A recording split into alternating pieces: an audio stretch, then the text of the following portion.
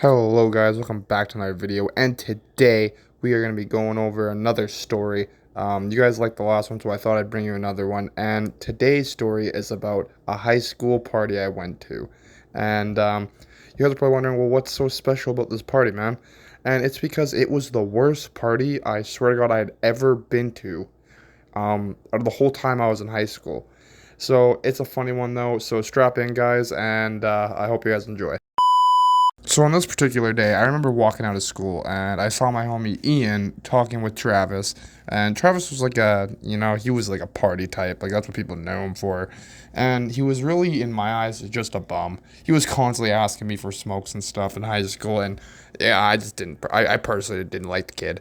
But anyways, I remember I went down to the pit anyways to go see what they were up to. And if you guys don't know what the pit is, it's kind of what people in high school call, it's kind of where kids go down to go smoke or vape or whatever the hell they do now. But back in the day, we just all went down there and smoked a bunch of weed, smoked our cigarettes, and we just kind of vibed. But on this particular day, Ian and Travis were going to a party at the skate park, and they were like hitting me up if I wanted to go.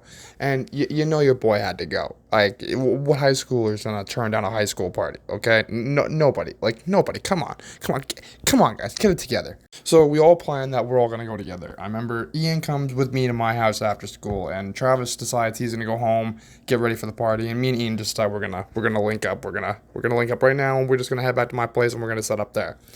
And on the way, Ian's hitting up anyone he can to try to figure out who's in a boot for some booze, right? Because I always had the weed cover. I knew every weed guy, you know. I was quite the weed smoker, so I always had the guy on the line. So we always had that covered. But on this particular day, Ian was having a hard time trying to find a boot, right? So he ended up having to sneak right down and go to the old guy. I haven't ever talked with the old guy on this channel. Maybe I'll make a video and explain to him. But he was a weird guy, okay? Like, I swear to God, you'd go up to him and you'd be like, yo, could you boot for me? He'd be like, yeah, but you're gonna have to take your shirt off and ask me again type shit. He was just a weirdo. But on this particular day, Ian he was desperate enough to do it. So he goes and he hits up the old guy's line on Snapchat.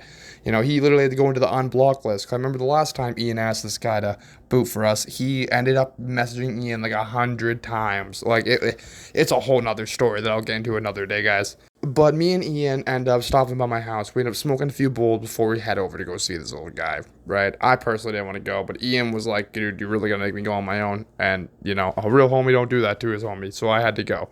So we go. And when we get there, the old guy wanted us to meet him at the A&W. So we meet him at the A&W, and we get there, and he's like, yeah, we'll drive to the liquor store. And I personally did not feel comfortable getting in this old guy's vehicle. I was thinking in the back of my head, like, yeah, this is how I get kidnapped. This is how I get raped. And this is how I get diddied. Okay, like, this ain't gonna be a good time for me. This ain't gonna be time for me. I look over and Ian's already in the passenger seat, bro. He's ready to go. He's like, come on, let's go. Let's get this booze and get it over with so we can go party. So my dumbass decides, yeah, I'ma hop in this vehicle. Thinking back on it now, guys, don't ever do this. Like, it's the most stupidest shit I think I could have ever thought of. Okay, like I don't know what came over me this day, but anyways, we finally hit the liquor store. But the whole time, the old guy's asking us what we're up to, and he's asking us like where we're going, what we're up to, what's the plan, and who's all gonna be there, right? And the whole time, I'm sitting there hoping that Ian's not gonna spill what the plans are, right? And by my shock, he does it. I'm like, hell yeah, man, you would go. You're not gonna let this old guy come party with us. But now the old guy starts to like kind of pressure us more. He's like, well, it's only fair that if I boot for you that I should be allowed to tag along, which is not, okay? We were paying you money. You don't have to tag along with us, guys, okay? You really don't. But this guy keeps pressuring us, and finally Ian like slips. He's like, oh, it's just a party at the skate park later. Right? And he goes, oh, maybe I'll pull up. And Ian goes, yeah, we'll hit you up. Which I know that Ian was thinking the same thing I was. We're not hitting this guy up. But we get to the liquor store, he goes in, and I start to get Snoopy, okay? He takes a hot minute, so I start to get Snoopy throughout the car, and I'm looking, and this man has some odd things in his car, okay? Like, first of all, I found a butt plug just sitting on the floor, my man's fucking just in the back seat on the floor. Okay? And if you thought that was bad, I also found a goddamn gag ball back there. I don't know what type of freaky shit my man was up to in his free time, but I didn't want nothing to do with it. So when this guy came out, we had to act like we didn't find nothing, and we just had to like sweet talk our ways out of that vehicle. And we ended up walking home to my place, and the whole time he's like, "Nah, I can drive you guys. I can drive you guys. Don't worry. We can drive you. Like, don't worry." I'm like, "Nah. It's good. We can walk. We can walk." And we walk, okay? Because no offense, like I said, I'm not getting diddied. It ain't happening. Okay, I made it. At that point, I had made it 16 years and not gone diddied. I wanted to make it another 16 without getting diddied. Okay, that was my dream and a hope. But we make it back to my place, and finally Travis pulls up. We now have our booze and we have our weed. Okay, so we are ready to party. So before we go, Travis tells us that he thinks that I should bring my boxing gloves, because then maybe, just maybe, people could do some boxing. And I'm thinking, you know what? That's going to be hilarious. A bunch of drunk kids boxing? Oh, fuck yeah, I'm down for that. So, hell yeah, I decide I'm bringing it. And that's what I do. I bring my boxing gloves. Now, I'm going to say this now. If I would have known what would have happened with these boxing gloves earlier in the day, I would not have brought them to this party. But anyways, we go to this party, and your boy pulled out the bong, and I start smoking. And this girl that I liked at the time comes up, and she's like, "Oh, you brought a bong, nice. Can I smoke with you?" I'm like, "Yeah." So we start smoking it up, and then I look over to see that Travis is grabbing the boxing gloves, and I'm like, "Oh, nice, boxing already." We've only been at the party like 30 minutes at this point, right? So we're all chilling, we're having fun. And Travis is like, "Who wants to box me, man? Who wants to box?" And now I'm getting worried for Travis, because Travis is already pretty intoxicated. My man's been drinking all day, right? So now he's just wanting to box anyone in existence, you know? And now one of my other buddies, which I'm just gonna name him Ray, okay? He goes, "Okay, I'll box you." Ray is I'm gonna say he's a darker colored fellow, okay? And he knows how to box really good. So I'm gonna say I was worried for my boy Travis here. I didn't think he was gonna make it. So this fight starts. I'm like, okay, I'll be the referee because I'm real stoned. So I'm standing there, I'm refereeing this shit. And they're going at it. And I'm gonna tell you this right now. Travis was getting his shit rocked. Travis was being demolished 7 ways to Sunday. He was being sent to the Lord in 100 different ways. Okay, because Ray was beating his ass. He kept falling on his ass. Okay, and Ray would just keep pummeling him. I don't know if Ray had some beef with him in the past, but Ray was beating his ass good. So finally, like a good ref does, I decide, okay, I gotta step in. I can't let this shit happen. This is a murder. This ain't boxing. This is a murder at this point.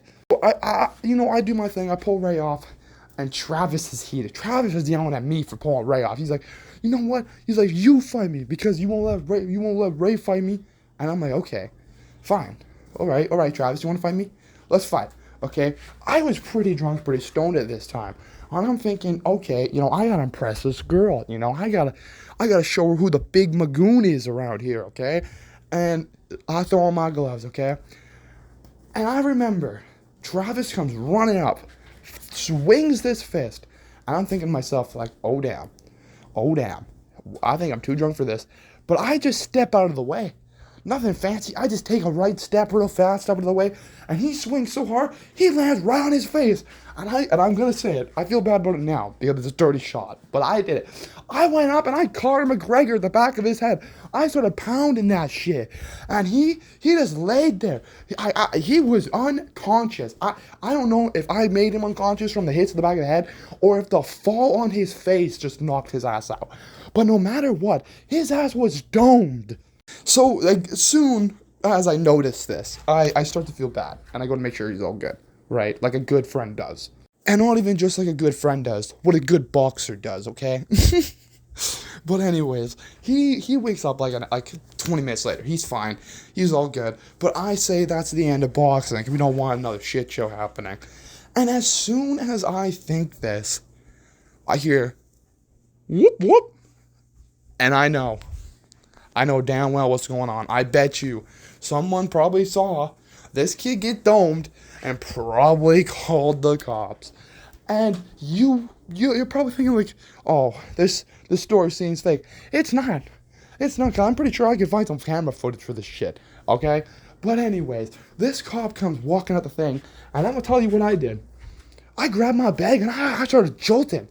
I got weed and a bong, brother. I know what he's gonna do with that shit. He's gonna shatter it, he's gonna smash it, he's gonna break it. So I'm running, okay? And as soon as I start running, I look around and I see everyone else running. Everyone's leaving their booze, everyone's grabbing things, everyone's running, and it's a mayhem. And I see these two cops coming over the hill. They see all these kids running in every direction, and they just start booking it. Okay, the one cop comes booking it after me, Ian, and a few other people who are running in my direction because he had seen me start running first, which made me the most suspicious, I suppose. So I'm jolting it back to the Boys and Girls Club that I have in my town, okay, and that's where I put my bike. You should have seen how fast I grabbed my bike off that bike block. I don't think I've ever done a bike lock that fast in my life, okay, boys? So I get on the bike and I'm jolting it. I'm riding like dear Lord is on my ass, okay? And I'm going. And then as soon as I think I'm free, my fucking bike tire hits a patch of fucking sand when I'm riding that's on the road. And I completely obliterate onto the street and eat shit. Bong in my bag smashes. I hear it instantly. And I'm just fucking thump, thump, thump, down the goddamn street, okay? I'm laying there in the middle of the street like some dude just hit me with his car, okay? I'm like laying on broken glass and I'm like, I am fucked, right? I am fucking broken like fucking 30 ways, okay? Like, to this day, I turn the wrong way. My back still got spasms from this, okay? But I remember Ian's like, yo, dude, are you okay? And I'm like, nah, bro. Back hurts, broken bong, my pants are ripped, and my hoodie looks like I'm a fucking gunshot victim. No, I'm pretty far from damn okay. And to top it off, my BMX bike was fucking mangled. Rim was bent because I landed on it funny. So I had to walk my limped-ass bike home. I get home and I'm pulling the shit on my bag, and everything's shot. I'm sitting there thinking to myself, like, I shouldn't have gone to this fucking party. I almost get diddied, okay? I have to deal with these bullshit boxing matches. And then I have cops, okay, rushing the party like it's fucking, like we're making a bomb on the fucking, on the lawn, okay? So, yeah, no, it was the worst party I'd ever been to. I broke my favorite bong and my first bong in my career. So, you know, it was a rough party, but, you know, things you live, you go on, I guess. But I think the worst thing that came from that whole party was that Travis had gotten a major concussion on top of when his bitch ass was running, he tripped and was caught by the cops, drinking hardcore, and his dumbass thought it'd be smart to push a cop, which gave him a hardcore 3 weeks of probationary services, which, if you don't know what that is basically like picking up garbage on the trash. He got that convict activities up in his ass real quick. But I hope you guys enjoyed this video. If you guys want more story times like this, please let me know and I will keep making them. But until the next time, boys, have a great day and I'll see you next time. Peace.